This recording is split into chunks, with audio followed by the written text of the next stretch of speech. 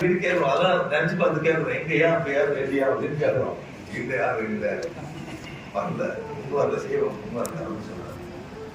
இருந்தாலும் பாதுகாக்கப்பட வேண்டிய ஒரு பாரம்பரிய தொழில் கைத்தறி தொழில். இது பாதுகாக்கப்பட கைத்தறி ஆடையை நாம் கொடுத்திருக்கோம். கைத்தறி உடுத்துவதற்கு நன்மையை நாம் சொல்ல வேண்டும் அப்படின்னு தான் இன்னும் இருக்க பிள்ளைங்களாம் வாங்குவாங்க, துணி எடுப்பாங்க.